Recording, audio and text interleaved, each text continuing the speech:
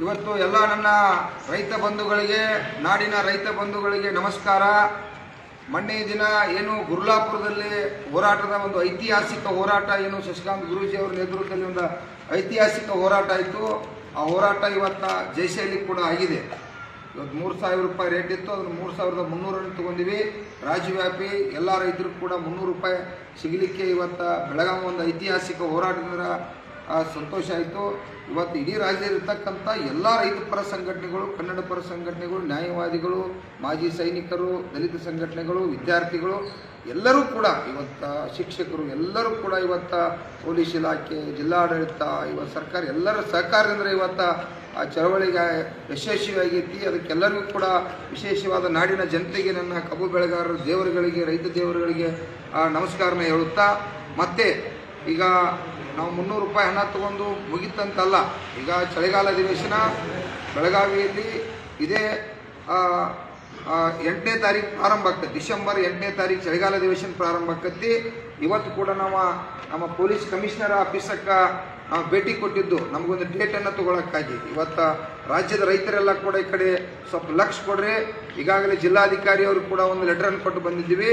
December 11ನೇ ತಾರೀಕು ಚಳಿಗಾಲ ಅಧಿವೇಶನ ಏನು ಬೆಳಗಾವಿಯಲ್ಲಿ ಪ್ರಾರಂಭ ಆಗ್ತೈತಿ. ಇದೇ ಮುಂದಿನ ಡಿಸೆಂಬರ್ 11ನೇ ತಾರೀಕು ನಾವೊಂದು ಡೇಟನ್ನು ಇಲ್ಲಿರ್ತಕ್ಕಂಥ ರೈತ ಮುಖಂಡರೆಲ್ಲ ಕೂಡ ಕೂಡಿ ಫಿಕ್ಸ್ ಮಾಡಿದ್ದೀವಿ.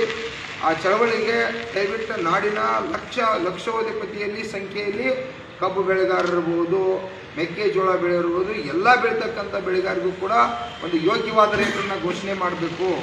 ಇವತ್ತು ಯಾಕಂದ್ರೆ ಮೆಕ್ಕೆಜೋಳ ನೋಡ್ರಿ, ಇವತ್ತು ಮೆಕ್ಕೆಜೋಳಕ್ಕಾಗಿ ನಮ್ಮ ಹಾವೇರಿಯಲ್ಲಿ ಮತ್ತು ಅದೇ ರೀತಿಯಾಗಿ ಇವತ್ತು ಬಿದರದಲ್ಲಿ ಎಲ್ಲ ಕಡೆ, ನಮ್ಮಲ್ಲಿ ಕೂಡ ಬೆಳಗಾವಿ 5-6 ಜಿಲ್ಲೆ ಕಡೆ ಇವತ್ತು ಮೆಕ್ಕೆಜೋಳನ ಬೆಳಿತೀವಿ. ಮೆಕ್ಕೆಜೋಳಕ್ಕೆ ಖರೀದಿ ಕೇಂದ್ರ 24,000 ರೂಪಾಯಿ ಇವತ್ತು ರೇಟ್ ಇತ್ತು. ಅದನ್ನು ಖರೀದಿ ಕೇಂದ್ರ, ಸರ್ಕಾರ ಖರೀದಿ ಕೇಂದ್ರ ಪ್ರಾರಂಭ ಮಾಡಬೇಕಂತೇಳಿ ಇಡೀ ರಾಜ್ಯವ್ಯಾಪಿ ಚಳವಳಿ ಪ್ರಾರಂಭ ಆಗೈತಿ. ತಕ್ಷಣ ಸರ್ಕಾರ ಖರೀದಿ ಕೇಂದ್ರ ಪ್ರಾರಂಭ ಮಾಡಬೇಕು. ಹೆಸರು ಕೂಡ ಇವತ್ತು ಖರೀದಿ ಕೇಂದ್ರನ ಪ್ರಾರಂಭ ಮಾಡಬೇಕು ಅನ್ನುವಂಥದ್ದನ್ನು ಇವತ್ತು ನಾವೆಲ್ಲ ಕೂಡ ಒತ್ತಾಯ ಮಾಡ್ತಾ ಇದ್ದೀವಿ. ಅಂತಲ್ಲ, ಇವತ್ತು ಸರ್ಕಾರ ನಾವು ಈ ಸಲ ಏನು ಅಧಿವೇಶನ ಸಂದರ್ಭದಲ್ಲಿ ಬೇಡಿಕೆ ಇಟ್ಟದಪ್ಪ ಅಂತಂದ್ರೆ, ಎಲ್ಲ ಬೆಳೆಗಳಿಗೂ ಕೂಡ ಬೆಳೀತಕ್ಕಂಥ ಬೆಲೆಗಾಗಿ ಕೇಂದ್ರ ಸರ್ಕಾರ 50,000 ಕೋಟಿ, ರಾಜ್ಯ ಸರ್ಕಾರ 50,000 ಕೋಟಿ ರೂಪಾಯಿ ನಮ್ಮ ರಾಜ್ಯಕ್ಕಾಗಿ ಬೆಲೆ ನಿಗದಿ ಸಂಬಂಧನ ಸರ್ಕಾರ ಈಗ ಹೆಂಗೆ ಗ್ಯಾರಂಟಿ ಮಾಡಿದಿರಲಿಲ್ಲ, ಆ ಗ್ಯಾರಂಟಿ ಜೊತೆ ಇದನ್ನೂ ಒಂದು ರೈತರು ಬೆಳೆದಂಥ ಬೆಳೆಗೆ ಯೋಗ್ಯವಾದ ಬೆಲೆ ನಿರಂತರವಾಗಿ ಖರೀದಿ ಕೇಂದ್ರ ಪ್ರಾರಂಭ ಇರಲಿ, ಬೆಳೆ ಹಾನಿ ಇರಲಿ, ತಕ್ಷಣ ಪರಿಹಾರ ಕೊಡೋಕ್ಕಾಗಿ 50,000 ಕೋಟಿ ರೂಪಾಯಿ ರಾಜ್ಯ ಸರ್ಕಾರ, 50,000 ಕೋಟಿ ರೂಪಾಯಿ ಕೇಂದ್ರ ಸರ್ಕಾರ. ಯಾಕಂದ್ರೆ ಈಗ ನಾವು ಖರೀದಿ ಕೇಂದ್ರ ಪ್ರಾರಂಭ ಆಗಲಿ ಅಂತೇಳಿ ಹೋರಾಟ ಮಾಡೋದು ಬೇಡ. ಇನ್ನು ಮುಂದೆ ನಿರಂತರ ಖರೀದಿ ಕೇಂದ್ರಗಳು ಪ್ರಾರಂಭ ಇರಬೇಕು. ಯಾಕಂದ್ರೆ ರೈತರು ಯಾವಾಗ ಕಷ್ಟ ಬರ್ತೈತಿ, ಆ ಕಷ್ಟ ಬಂದಾಗ ಅವರ ಆ ಖರೀದಿ ಕೇಂದ್ರಕ್ಕೆ ಬಂದ ಮಾಲನ್ನು ಖರೀದಿ ಮಾಡ್ತಕ್ಕಂಥ ಸರ್ಕಾರ ಮಾಡ್ತಕ್ಕಂಥದಕ್ಕೆ ಇವತ್ತು ಹಣ ತೆಗೆದಿಡಬೇಕು. ಕಬ್ಬು ಬೆಳೆಗಾರ ಕೂಡ ಸರ್ಕಾರಕ್ಕೆ ಏನೋ ಒಂದು ಟನ್ ಕಬ್ಬಿಗೆ 4-5 ಸಾವಿರ ರೂಪಾಯಿ ಟ್ಯಾಕ್ಸ್ ಹೋಗ್ತೈತಿ. ರಾಜ್ಯ ಸರ್ಕಾರಕ್ಕೆ ಅವರು ಒಂದು 1,000 ರೂಪಾಯಿ ಒಂದು ಟನ್ ಕೊಡಬೇಕನ್ನುವಂಥ ಒತ್ತಾಯ. ಮತ್ತು ಕೇಂದ್ರ ಸರ್ಕಾರಕ್ಕೆ ಹೋಗ್ತಕ್ಕಂಥ ತೆರಿಗೆ ಹಣದಾಗ ಅದರೊಳಗೆ 1,000 ರೂಪಾಯಿ ಕೊಡಬೇಕನ್ನುವಂಥದ್ದು. ಕರೆಂಟ್ ಕೂಡ ಇವತ್ತು ನಮಗೆ ಹಗಲಿ 7 ತಾಸು ಕರೆಂಟ್ದಿಂದ ಇವತ್ತು ಸಾಕಷ್ಟು ಜನರಿಗೆ ನಮಗೆ ಹಗಲಿ ನೀರು ಹಾಸಲಿಕ್ಕೆ ತೊಂದರೆ ಆಗತ್ತೈತಿ. ರಾತ್ರಿ ನೀವು ನೀರು ಹಾಸಂದ್ರೆ ನಮ್ಗೆ ಆಗೋದಿಲ್ಲ. ಅದಕ್ಕಾಗಿ ಕಡ್ಡಾಯವಾಗಿ ಹಗಲಿ 12 ತಾಸು ಕರೆಂಟ್ ಕೊಡಬೇಕು.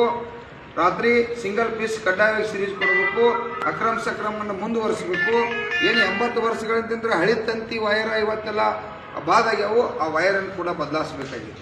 ವಿಶೇಷವಾಗಿ ರಾಜ್ಯದಲ್ಲಿ ಇರ್ತಕ್ಕಂಥ ಎಲ್ಲ ನೀರಾವರಿ ಯೋಜನೆಗಳನ್ನು ಇವತ್ತು ಮಾದಾಯಿ ಇರಲಿ, ನಮ್ಮ ಕೃಷ್ಣಾ ಮೇಲ್ದಂಡೆ ಮೇಲಕ್ಕೆ ಏರಿಸೋದಿರಲಿ, ಇವತ್ತು ತುಂಗಭದ್ರಾ ಇರಲಿ, ಅಣೆಕಟ್ಟುಗಳನ್ನ ಇವತ್ತು ಸಾಕಷ್ಟು ಅಣೆಕಟ್ಟುಗಳು ಇವತ್ತು ಕಟ್ಟಡ ಕ್ರ್ಯಾಂಕ್ ಆಗಿರ್ತಕ್ಕಂಥವನ್ನ ಸುಧಾರಣೆ ಮಾಡೋದಿರಲಿ, ಹೂಳು ಎತ್ತುವಂಥದ್ದಿರಲಿ, ಕೆರೆಗಳು ಹೂಳು ಎತ್ತುವಂಥದ್ದಿರಲಿ, ಹಲವಾರು ನೀರಾವರಿ ಯೋಜನೆಗಳನ್ನ ಜಾರಿಗೊಳಿಸಬೇಕು.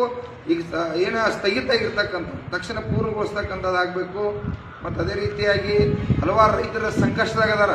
ಬೆಳೆ ಹಾನಿ ಅಂದ್ರೆ ಬರಗಾಲ, ಅತಿವೃಷ್ಟಿ, ಅನಾವೃಷ್ಟಿ ಮತ್ತು ಕೋವಿಡ್, ಈಗ ನಿರಂತರ ನಮ್ಮ ರೈತರ ಬದುಕು ಆತಂಕದಾಗೈತಿ. ಅದರಿಂದ ಸಂಪೂರ್ಣ ಇವತ್ತು ನಮ್ಮ ಕಬ್ಬು ಬೆಳೆಗಾರರು ಎಲ್ಲ ರೈತರ ಬಾಳೆ ಬೀದಿಗೆ ಬಂದೈತಿ. ಕುಟುಂಬಗಳು ಆತ್ಮಹತ್ಯೆ ಮಾಡ್ಕೋತಾವೆ ಈ ದೇಶದಾಗ ಅರ್ಧ ಗಂಟೆಗೂ. ಅದಕ್ಕಾಗಿ ಕೇಂದ್ರ ಸರ್ಕಾರ, ರಾಜ್ಯ ಸರ್ಕಾರ ಸಂಪೂರ್ಣ ಸಾಲ ಮನ್ನಾ ಮಾಡಬೇಕಾಗಿತ್ತು ಕೂಡ ಇವತ್ತು ಹೋರಾಟ ಐತಿ. ಹೀಗೆ ಹಲವಾರು ರೈತರ ಜ್ವಲಂತ ಸಮಸ್ಯೆಗಳನ್ನು ಇಟ್ಕೊಂಡು, ಅದೇ ರೀತಿಯಾಗಿ ನಮ್ಮ ಕಾಡು ಪ್ರಾಣಿಗಳ ದೊಡ್ಡ ತೊಂದರೆ ಆಗತೈತಿ. ಅಲ್ಲಿ ಕಾಡು ಸುತ್ತಮುತ್ತ ಇರ್ತಕ್ಕಂಥ ಇವತ್ತು ಒಕ್ಕಲ್ತನ ಮಾಡ್ತಕ್ಕಂಥ ಕುಟುಂಬಗಳಿಗೆ ಭಾಳಷ್ಟು ಹಾನಿಯಾಗತೈತಿ. ಅದನ್ನ ಇವತ್ತು ಅರಣ್ಯ ಇಲಾಖೆಯವರು ಸರಿಯಾಗಿ ರಕ್ಷಣೆ ಮಾಡ್ತಕ್ಕಂಥ ಸಂದರ್ಭ ಇಲ್ಲ. ಹಿಂಗಾಗಿ ಕುಟುಂಬಗಳು ಪಾಪ ಯಾರು ಚೀರ್ತಿ ಕಡೋದು, ಹಾನಿ ತೊಳೋದು, ಆ ಬೆಳೆ ನಾಶ ಆಗತೈತಿ. ಅಂಥ ಕುಟುಂಬಗಳಿಗೆ ಸರ್ಕಾರ ಇನ್ಶೂರೆನ್ಸ್ ಮಾಡಿಸ್ಬೇಕು. ಅವರಿಗೆ ಏನಾರ ಅನಾಹುತಾಗಿ ಡೆತ್ ಆದ್ರೆ 50 ಲಕ್ಷ ರೂಪಾಯಿ ಪರಿಹಾರ ಬರೋ ರೀತಿ ಒಳಗೆ ಸರ್ಕಾರ ಕೂಡ ಅದನ್ನ ಘೋಷಣೆ ಮಾಡಬೇಕು ಅನ್ನುವಂಥದ್ದು. ಇದು ರಾಜ್ಯವ್ಯಾಪಿ ಸಮಸ್ಯೆ. ಬಗರ್ ಹುಕುಂ ಸಮಸ್ಯೆ ಇರ್ಬೋದು. ಬಗರ್ ಹುಕುಂ ಸಮಸ್ಯೆ ಸಾಕಷ್ಟು. ಇವತ್ತು ಪಹಣಿಯನ್ನು ನೀವು ಕೊಟ್ಟಿಲ್ಲ, ಎಷ್ಟೋ ವರ್ಷ ಆತ 50 ವರ್ಷ 40 ವರ್ಷದ ಭೂಮಿ ಉಳ್ಳಾತಾರ. ಇವತ್ತು ನೋಡ್ರಿ, ಸಂಗೊಳ್ಳಿ ರಾಯಣ್ಣನ ಹಿಡಿದು ಕೊಟ್ಟವ್ರಿಗೆ 11,000 ಎಕರೆ ಜಮೀನು ದೇಶದ್ರೋಹಿಗಳಿಗೆ ಬಿಟ್ಟರೆ ಅಲ್ಲಿ 50-60 ವರ್ಷ ಆಯ್ತು. ಅವ್ರ ರೈತರ ಭೂಮಿ ಉಳ್ಳಾತಾರ, ಅವ್ರು ಉದ್ಧಾರ ಮಾಡಿಕೊಟ್ಟಿಲ್ಲ. ಅದು ಕೂಡ ಇಲ್ಲಿ ಆಗಬೇಕು. ಅರಣ್ಯ ಇಲಾಖೆಯಲ್ಲಿ ಸಾಕಷ್ಟು ನಮ್ಮ ರೈತರು ಆ ಭೂಮಿಯನ್ನು ಉಳ್ಳಾತಾರ. ಅವ್ರು ಸಾವಿರಾರು ಕಾನೂನು ತೊಡಕೊಂಡು ಹೇಳತ್ತೀರಿ, ಅದು ರಾಜ್ಯ ಸರ್ಕಾರಕ್ಕೆ ಕೇಂದ್ರ ಸರ್ಕಾರ ಸಂಬಂಧಪಟ್ಟದ. ನಾವು ಯಾರು ಭೂಮಿ ಉಳ್ಳಾದ್ರು ನಾವು ಒಡೆಯರಾಗಬೇಕು, ಆಮೇಲೆ ಪಹಣಿಯನ್ನು ಕೊಡಬೇಕನ್ನುವಂಥ ಹೋರಾಟ ಕೂಡ ಇದೆ. ಹೀಗೆ ರಾಜ್ಯದ ಹಲವಾರು ಇನ್ನು ಕೆಲವು ವಿಷಯಗಳದವು. ಮತ್ತು ಶರಾವತಿ, ಇವತ್ತು ಶಿವಮೊಗ್ಗದ ಶರಾವತಿ ಪಂಪ್ ಸ್ಟೋರೇಜ್ ಸುಮಾರು 15,000 ಕೋಟಿ ರೂಪಾಯಿ ಖರ್ಚು ಮಾಡಿ ಲಕ್ಷಾಂತರ ಎಕರೆಯನ್ನು ಭೂಮಿಯನ್ನು ಅಕ್ವರಿ ಮಾಡ್ಕೊತಕ್ಕಂಥದ್ದು. ಲಕ್ಷಾಂತರ ಕುಟುಂಬಗಳು ಬೀದಿಗೆ ಬರ್ತಾವೆ. ಅದನ್ನು ಕೂಡ ವಾಪಸ್ ಪಡಿಬೇಕು ಅನ್ನುವಂಥದ್ದು ಹೋರಾಟ. ಹೀಗೆ ಹಲವಾರು ರೈತರ ಜ್ವಲಂತ ಸಮಸ್ಯೆಗಳು ಬದಲ ಇದೇ ಡಿಸೆಂಬರ್ 11ನೇ ತಾರೀಕು ಸುಮಾರು ಒಂದು 10 ಲಕ್ಷ ಜನ ನಾವು ಕಬ್ಬು ಬೆಳೆಗಾರರು ಸೇರ್ಬೇಕಂತೇಳಿ, ಕಬ್ಬು ಬೆಳೆಗಾರ ಅಷ್ಟೇ ಅಲ್ಲ, ಎಲ್ಲ ಬೆಳೆಗಾರರು ಕೂಡ ಇವತ್ತು ನಾವು ಸೇರಿ ಒಕ್ಕಟ್ಟಾಗಿ ಹೋರಾಟ ಮಾಡಬೇಕಂತ ಸಂದರ್ಭವನ್ನು ಇವತ್ತು